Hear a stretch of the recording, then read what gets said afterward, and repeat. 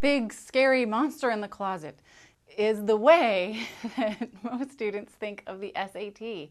It's ugly and it's frightening and you're not quite sure what it is. And it can scare you, and your teachers have probably perpetuated the rumor, or your parents, or worse, your friends. So taking a look at shedding some light on that monster who's hiding under your bed. The s.a.t. Well, unlike the monster under your bed, it does really exist. It is a test, and you have to take it if you're planning to go to college. So let's look at where did this monster come from and see if we can't start making friends with it.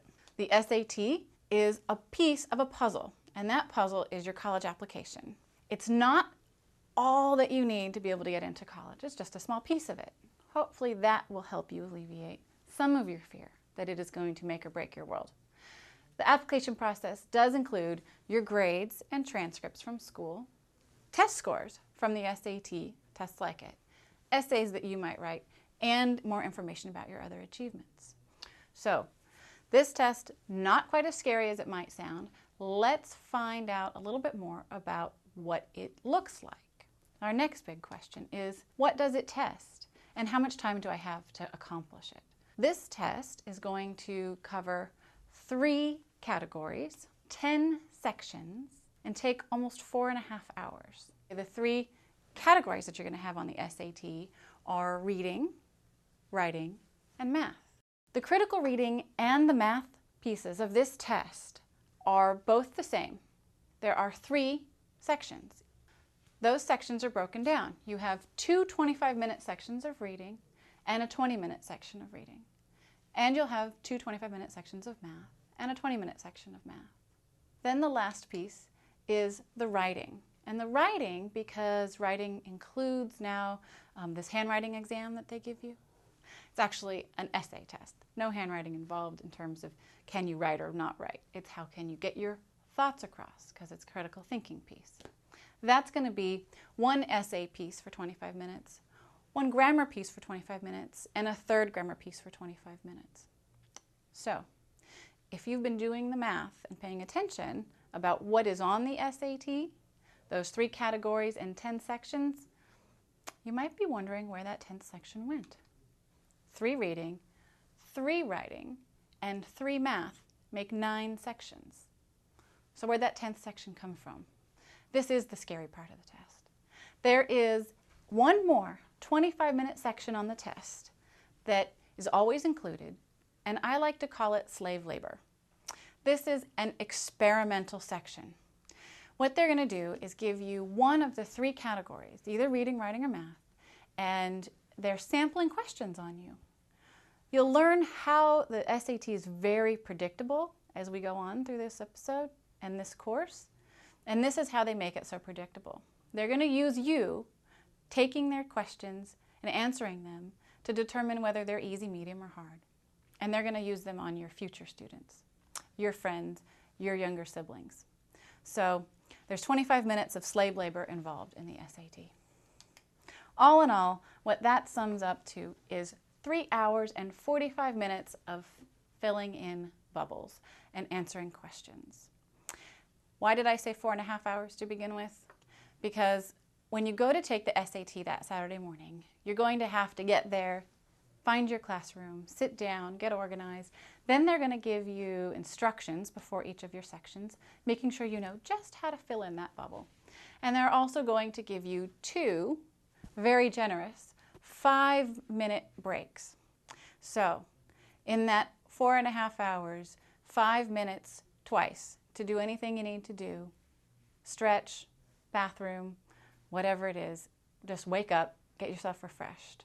So it's a big test, it's a scary monster, marathon of a thing, but as we begin to shed more light on it, you'll see it's not so bad. Which brings us, as we talk about these bubble sheets that you have to fill in for the test, the dreaded bubbles, how is this test scored is our last question. The way this test is scored is where most of the rumors come into play. You hear about things like you get points just for signing your name, or it's worth thousands of points, or they'll penalize you if you can't get anything wrong, all these kinds of rumors. Well, let's get down to the bottom of that, because like our monster actually existing, there's a little bit of truth. And once you learn this piece, you'll be able to relax and decide how your strategy is going to work best for you. This test is all multiple choice with 5 answer choices for every multiple choice question that exists, an A through E option, with a couple of little exceptions. The 2 exceptions to multiple choice are the essay, which is going to be handwritten, and 10 whole math questions. Those 10 math questions are going to be student-produced responses. And that's sort of this silly piece that you see in your bubble sheet. And you'll go into these in more depth later. But you don't actually choose A through E. You're going to choose whatever the correct answer is and fill it in. So that is not a multiple choice piece. 10 out of everything. So the good news is with the multiple choice, the answers are there on the test for you. Now what they do in the scoring that's unique is they do give you a point for getting your answers correct. If you bubble in the right answer, you get that point, just like at school. If you don't answer it, obviously you can't earn any points if you're not answering the question, so you get no points if you don't answer it. But this test does penalize students who guess or who are lazy and don't bother to think through their answers critically. They're key to the test. So to penalize you, they deduct 1/4 of a raw point from your score if you bubble in the wrong answer. And that's the thing that scares most students. They're not used to being penalized for getting a wrong answer. But one of the things to know is that the way these points add up is not that they're going to be 800 questions on a section. Instead, they're going to count them in categories. When they go to do the scoring for this test, the final results come out in the hundreds. You've heard the final score results for some of your friends, and a top score on this test is 2,400 points. But it gets broken down. There's a minimum of 200 points and a maximum of 800 points in any section of the test. 800 for reading, 800 for writing, and 800 for math. Those raw points that we were talking about get calculated based on a curve. So to score a perfect score on the test, technically you need to answer most or all of the problems right. And if you leave any blank and everyone else leaves some blank, technically you can score an 800 and still not have answered every question on the test. However, if you chose to answer every single question incorrectly, which would be a challenge to do, they had to have a way to penalize you. So that's where that base of 200 comes from. Technically, that would have to be a score of 0. Because if you didn't answer anything, you would score no points. And that's that 200 you get for signing your name. Once you've started the test, they won't take your score below 200. So it's nice to know there's a baseline. You can't score a 0 on this test.